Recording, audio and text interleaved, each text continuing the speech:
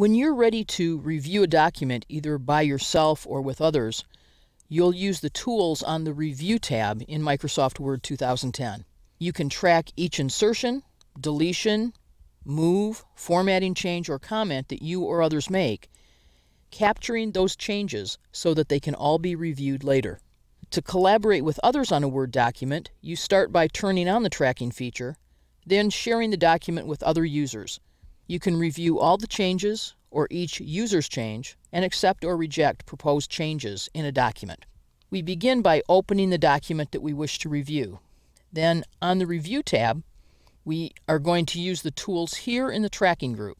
So I would like to track changes. There are some change tracking options that I might want to look at first. This is an entire list of options that I can set.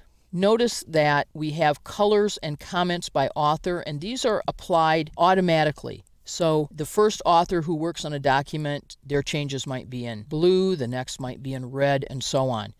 While you can assign a specific color to an author, I don't recommend it because it's actually easier to allow Word to do that for you.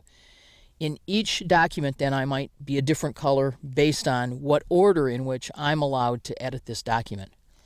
Notice that insertions will be marked with an underline, deletions with a strike through, and that there'll be a line at the border that shows that this section of the document have changes made.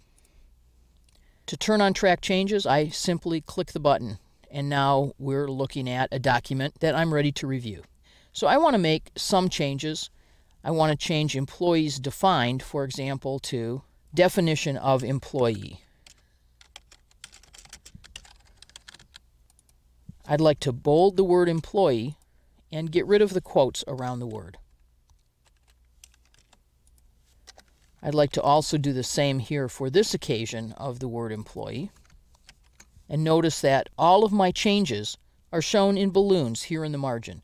This is the default setting for changes.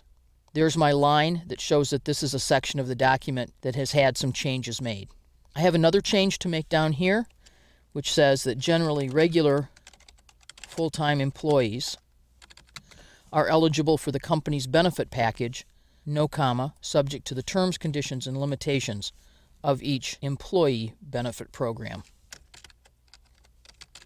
Now I can see these same changes I made inline if I prefer. Here's my formatting and my deletions being marked out here in the margin, but I can choose how I would like to see my markup.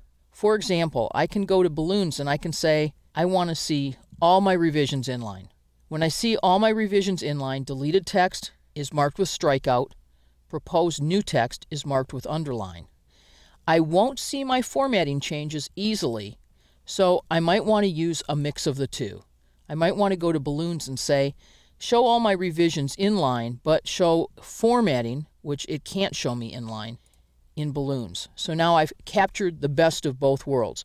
I can see my formatting out here in the margin. I can see the text that I changed inline. While you can use inline to be able to easily review a document, another use of inline is that this is the easiest way to create a markup document that you might use either in a legal setting or in a governance setting to show insertions and deletions in bylaws or contracts or proposals. By removing the balloons for formatting, what I have is a fully marked up version of the document that people could then discuss and adopt or vote on. I also have some choices about what version of the document that I want to see at any time. So when I have lots of changes, I might like to say, what will this document look like if all of these changes are approved? In that case, I will choose Final. And this shows me the document as it would look if all the changes were accepted. I can return to the original document by choosing Original. This is how the document looked before we began editing it. It's a good practice always to leave this in Final showing markup so I don't assume that a document has been finalized when it hasn't been. So I can easily use this to review a document by myself or with others, and when I'm all done, if I were only doing this temporarily, I can actually turn off tracking by simply clicking Track Changes again. Notice in our status bar that Track Changes is off. Or I can turn Track Changes back on and continue reviewing. Don't forget, I can turn track changes on if I'm reviewing a document that someone else sent me to review. So I don't need to wait for the author to say, please use track changes. This is a toolkit that I can pull out any time that I'm working collaboratively with others on a document. So whether you're reviewing a document for someone else, sending a document to others for review, or creating a markup document with inline changes for a public discussion, track changes makes it easy to see what changes were proposed by each user.